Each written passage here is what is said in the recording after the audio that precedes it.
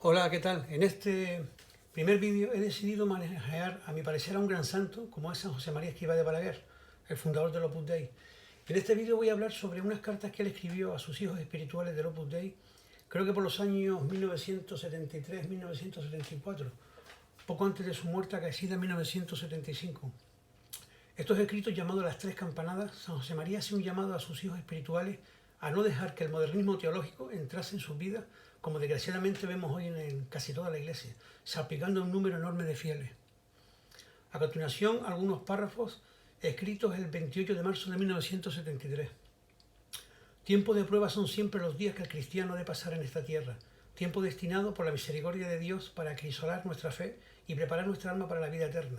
Tiempo de dura prueba es el que atravesamos nosotros ahora, cuando la Iglesia misma parece como si estuviese influida por las cosas malas del mundo, por ese deslizamiento que todo lo subvierte, que todo lo cuartea, sofocando el sentido sobrenatural de la vida cristiana. Llevo años advirtiéndoos de los síntomas y de las causas de esta fiebre contagiosa que se ha introducido en la Iglesia y que está poniendo en peligro la salvación de tantas almas. Hay que ver que esto que está diciendo San José María da la impresión que lo está diciendo en los tiempos actuales. Prosigo. Deseo insistiros para que permanezcáis vigilantes y perseveréis en la oración, alerta y rezando. Así ha de ser nuestra actitud en medio de esta noche de sueños y de traiciones, si queremos seguir de cerca a Jesucristo y ser consecuentes con nuestra vocación. No es tiempo para el sopor, no es momento de siesta. Hay que perseverar despiertos en una continua vigilia de oración y de siembra, alerta y rezando, que nadie se considere inmune del contagio porque presentan la enfermedad como salud y a los focos de infección se les trata como profetas de una nueva vitalidad. Hijos míos, vivamos cara a la eternidad de esa herencia incorruptible que nos ofrece Dios Padre por Jesucristo. Los días aquí son pocos y urge trabajar en la tarea de la salvación sin perder un momento ahogando el mal en abundancia de bienes. Quien se quedara paralizado por la fuerza agresiva de esa amarga oleada acabaría siendo arrastrado. Tened pues la firme persuasión de que no es la doctrina de Jesús la que se debe adaptar a los tiempos, sino que son los tiempos los que han de abrirse a la luz del Salvador. Hoy en la Iglesia parece imperar el criterio contrario y son fácilmente verificables los frutos ácidos de ese deslizamiento. Desde dentro y desde arriba se permite el acceso del diablo a la viña del Señor por las puertas que le abren, con increíble ligereza, quienes deberían ser los custodios celosos. Vuelvo y repito, parece que está hablando de los tiempos actuales, es que es increíble. Sigo, pensaréis que entonces ser fieles no es tarea cómoda. Hijos míos, dificultades las ha habido y las habrá siempre, aunque las circunstancias actuales son verdaderamente duras, precisamente porque las acechanzas del diablo, repito, vienen alentadas desde dentro de la Iglesia, pero siempre son superables las dificultades por quien, reconociendo su personal debilidad, confía en la fortaleza de Dios. Cuidadme los actos de culto, de modo especial los sacerdotes. El que no diese categoría a una simple inclinación de cabeza, no ya como manifestación elemental de respeto, sino de amor, no merecería llamarse cristiano. Alabad continuamente a la Trinidad Beatísima, a Dios Padre, a Dios Hijo y a Dios Espíritu Santo con vuestra vida entera, pero de modo particularmente intenso en la Santa Misa. Cultivemos un fuerte espíritu de expiación, también porque hay mucho que reparar dentro del ambiente eclesiástico. Debemos pedir perdón en primer lugar por nuestras debilidades personales y por tantas acciones delictuosas que se cometen contra Dios, contra sus sacramentos, contra su doctrina, contra su moral, por esa confusión que padecemos, por esas torpezas que se facilitan, corrompiendo las almas muchas veces casi desde la infancia.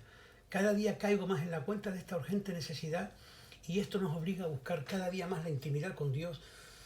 Os aconsejo que hagáis lo mismo. Pongámosle delante al Señor el número de almas que se pierden y que no se perderían si no se les hubiese metido en la ocasión. Almas que abandonan las prácticas religiosas porque ahora se difunde impunemente propaganda de toda clase de falsedades y resulta en cambio muy difícil defender la ortodoxia sin ser challado dentro de la misma Iglesia, esto es lo más triste, de extremistas o exagerados. Se desprecia, hijos míos, a los que quieren permanecer constantes en la fe y se alaban a los apóstatas y a los herejes, escandalizando a las almas sencillas que se sienten confundidas y turbadas. Hago un inciso, esto es descarado, vamos, está hablando como si estuviera hablando a nosotros mismos, en la situación actual de la Iglesia. Sigo. Causa pena contemplar masas enteras de gente que se dejan conducir por el dictado de unos pocos, que les imponen sus dogmas, sus mitos e incluso todo un ritual desacralizado. Es preciso enfrentarse contra esa tendencia con los resortes de la doctrina cristiana, en una perseverante y universal catequesis. Es, hijos míos, un elemental compromiso de caridad para la conciencia de un católico. resulta muy penoso observar que cuanto más urge al mundo una clara predicación, abundan eclesiásticos que ceden ante los ídolos que fabrican el paganismo y abandonan la lucha interior, tratando de justificar la propia infidelidad con falsos y engañosos motivos. Lo malo es que se quedan dentro de la iglesia oficialmente provocando la agitación. Mi dolor es que esta lucha en estos años se hace más dura, precisamente por la confusión y por el deslizamiento que se tolera dentro de la iglesia al haberse cedido ante planteamientos y actitudes incompatibles con la enseñanza que ha predicado nuestro Señor Jesucristo y que la iglesia ha custodiado durante siglos. Este, hijos míos, es el gran dolor de vuestro Padre. El peso del que yo deseo que todos participéis como hijos de Dios que sois. Resulta muy cómodo y muy cobarde ausentarse, callarse, diluidos en una ambigua actitud alimentada por silencios culpables. Para no complicarse la vida, estos momentos son ocasión de urgente santidad, llamada al humilde heroísmo para perseverar en la buena doctrina, consciente de nuestra responsabilidad de ser sal y luz. Considerad que hay muy pocas voces que se hacen con valentía para frenar esta disgregación. Se habla de unidad y se deja que los lobos dispersen el rebaño. Se habla de paz y se introducen en la Iglesia, aún desde organismos centrales, las categorías marxistas de la lucha de clases o el análisis materialista de los fenómenos sociales. Se habla de emancipar a la Iglesia de todo poder temporal y no se regatean los gestos de condescendencia con los poderosos que oprimen las conciencias. Se habla de espiritualizar la vida cristiana y se permite desacralizar el culto y la administración de los sacramentos sin que ninguna autoridad corte firmemente los abusos. A veces auténticos sacrilegios en materia litúrgica. Se habla de respetar la dignidad de la persona humana y se discrimina a los fieles con criterios utilizados para las divisiones políticas.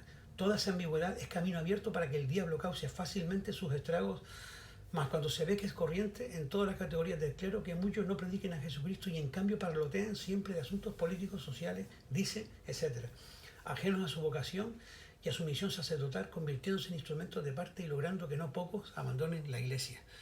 Esto fue escrito en el año 1973. Fíjese si ha llovido o no desde esa época y cómo está la situación de la Iglesia actualmente ahora. ¿A qué les recuerda esto? Bueno, esta es la primera parte y haré una segunda parte dentro de muy poco. Saludos en Cristo Jesús a todos. Gracias.